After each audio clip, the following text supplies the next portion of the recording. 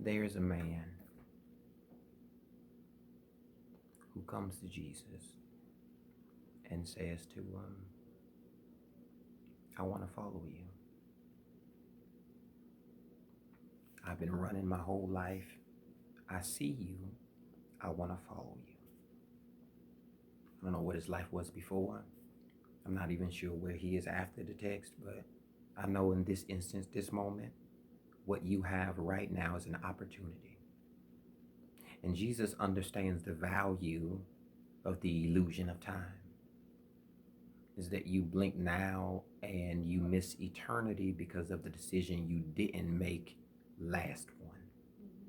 Like there is no stagnation outside of this because God is omnipresent and still omnipotent. He is the Jireh of Jehovah, but he is still the I am. He is the beginning and the end, the first, the last, the creator, and in the creation. He is the redeemer, but he is the condemner. And God, who did not form death, but would make a way for him to own death because he died, creates himself in son form, man form, sacrifice son. Only begotten, one purpose, one part, one mind, one track mind, something that is not a son, but a part of you that you give for one particular purpose, that if there was no other way, I would still make it this way so that I couldn't do it any other way. That God looks at the man who's going through everything that he's going through. And on top of that, just lost his mama and daddy and brother and sister. Entire family wiped out. There's nobody left in town. There's nobody for him to relate to. There's no counselor there. He's all on his own. And somehow he found the strength this night or the night before to not just lay there and die too, but gets up and decide the one who they told me about, I never met him. The one that they say can heal people, I've never seen it. The one who they say can set people free, but I'm still held to this bed that I cripple me by the depression that's around me. That you're not dead, but you're dying, seeing everybody else dead connected to you. So I've got to get to him. He gets to him. And somebody steps up and says, let me follow you. And Jesus says the pretext, I ain't got no house. Ain't got no food. Ain't got no clothes. Ain't got nothing to offer you. But you can come. That man walks away. I don't know how far down the line it is until we get to this man, but he waits. And when it comes his turn, he says, I'll follow. I'll do whatever I got to do. I'll follow. Say whatever I have to say. I'll give up whatever I need to. I'll follow you. But somebody died that's been closely connected to me, that hurt me, but it got me where I needed to be, and that's next to you. Let me just go and bury them, pay my respects to them, lay them to rest in style. Let me get them a kiss goodbye.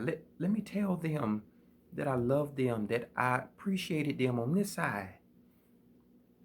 Jesus said, let the dead bury the dead, and walked away.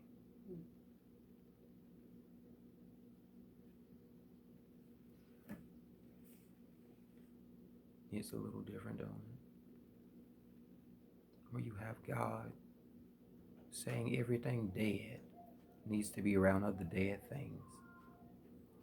You have God saying to you that everything that I've brought you through was not to kill you, but anything that became a casualty of the war, let it lay on the floor. Jeremiah, close the door.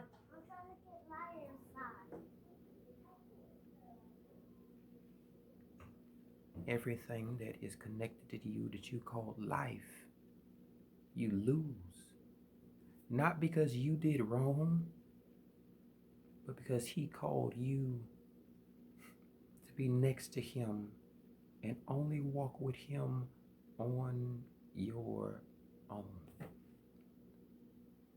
Let the dead bury the dead.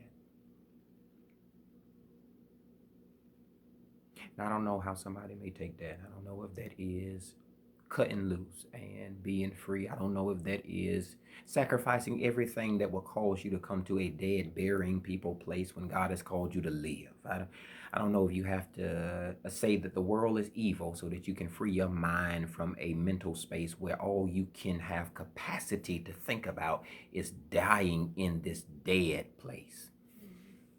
Jesus says, let the dead bury them. If you are alive, I want you to follow me. If you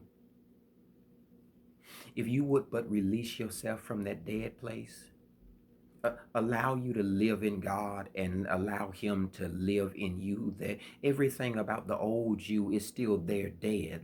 Let that you bury that them. But when you identify with God, I stand alive on today, and everything that will call me away from life, that I have matters to take care of, that there is business to deal with, that there is situations that I have to come to.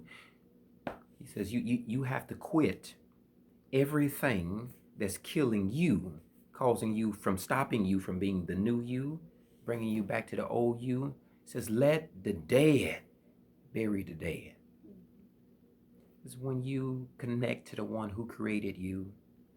It says, outside of time, I'll pull you so that you can see that life is the illusion, which means death is not for real.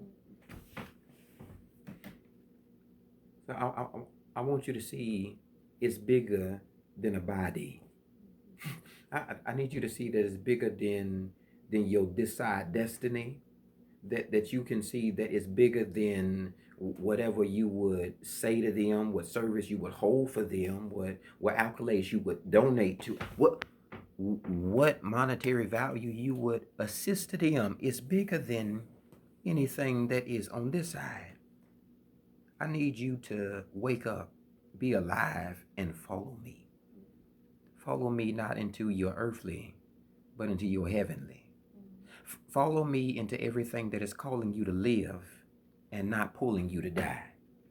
Follow me so that I can show you that in eternity, that they are there with no tears in their eyes, that they don't come with no sadness attached to them, that for those things for them have been passed away. And if you envelop in the God that you serve, you won't be worried about that body on today, but know that he calls you to a place where you'll live eternal, that you can get through this, that this is only temporary.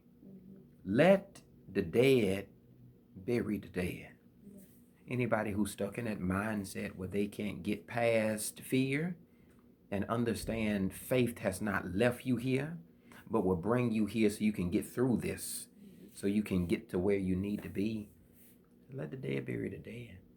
I have no time, no patience to sit around having funeral talk when it is there's life still left to live. And while I have life in my breath, while you're still breathing the breath of God through your body, when you can open your mouth and you can smell through your nose, where you can hear through your ear and see through your eye,